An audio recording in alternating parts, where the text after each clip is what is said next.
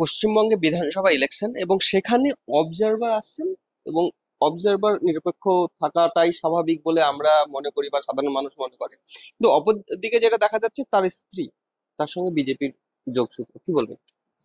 দেখুন, এটা তো শুধু আপনি বা আমি মনে করি না। নির্বাচন কমিশন বারবার বলেছে এবং ঘোষণা করেছে যে তারা একটা অবাধ এবং শান্তিপূর্ণ নির্বাচন করতে চায়।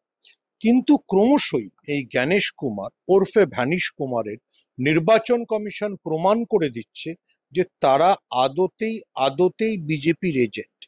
আপনি মালদার যে ভদ্রলোকের কথা বলছিলেন, সেই মালদার ভদ্রলোকের স্ত্রী প্রকাশ্যে বিজেপি নেত্রী।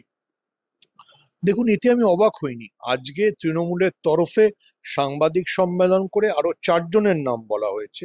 কেউ মহারাষ্ট্রের সাতনায় যখন জেলা শাসক ছিলেন তখন হাজার হাজার কোটি টাকার দুর্নীতিতে জড়িয়েছেন। কেউ অন্ধ্রপ্রদেশে দুর্নীতির দায়ে অভিযুক্ত ছিলেন।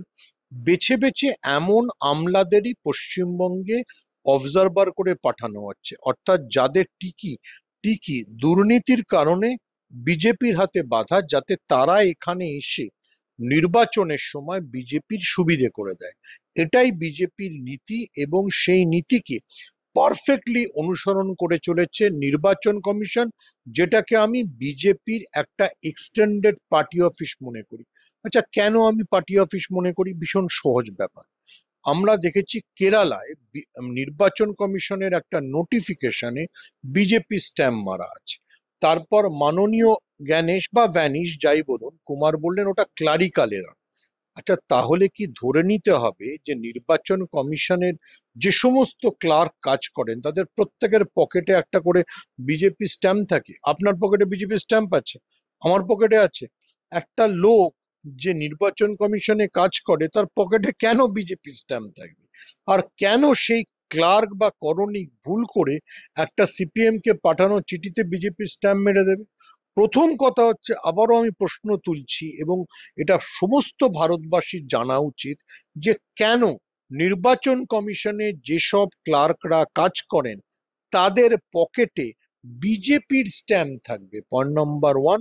এবার সেটা থেকে আপনি বুঝে নিন, যারা পকেটে বিজেপির স্ট্যাম্প নিয়ে অফিসে যায় তারাই খুঁজে খুঁজে বিজেপি কর্মী নেতাদের স্বামী স্ত্রীদেরকে পশ্চিমবাংলায় অবজার্ভার করে পাঠাচ্ছে।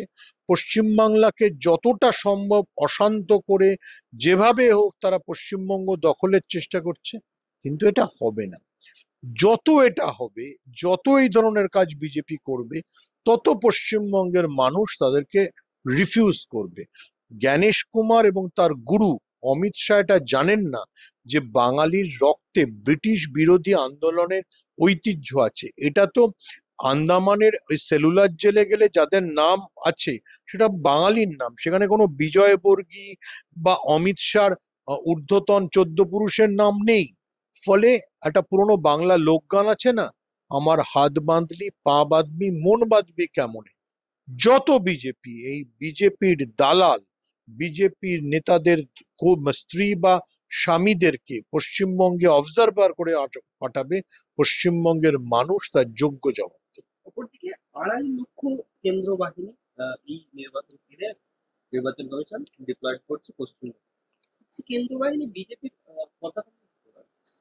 দেখুন, কবির সুমনের একটা গানের কথা বলবো, শোনা বিখ্যাত গান আছে শহীদ কাদরির লেখা, প্রিয়তমা তোমাকে অভিবাদন।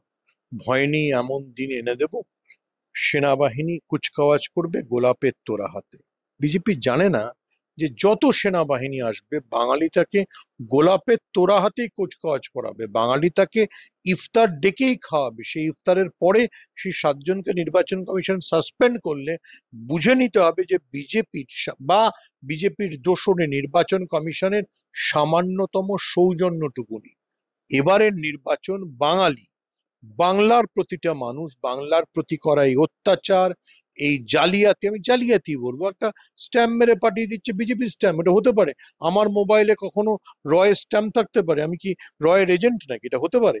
তো এই যে সমস্ত জিনিস হচ্ছে, এই সবটাই প্রমাণ করে বিজেপি ভোট জালিয়াতি করে, ভোট লুট করে পশ্চিমবঙ্গ জেতার চেষ্টা করছে, যেটা বাঙালি প্রতিরোধ করে।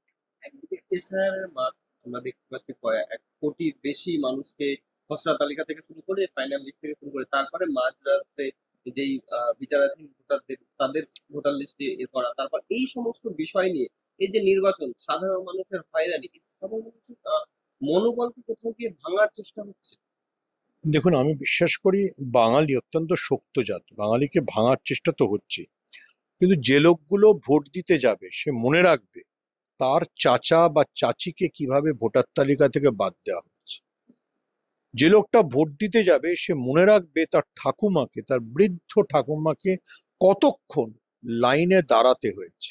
যে লোকটা ভোট দিতে যাবে সে মনে রাখবে তার বাবা কিংবা শ্বশুরের একটা ছোট কাগজের জন্য কতবার হেনস্থা করা হয়েছে।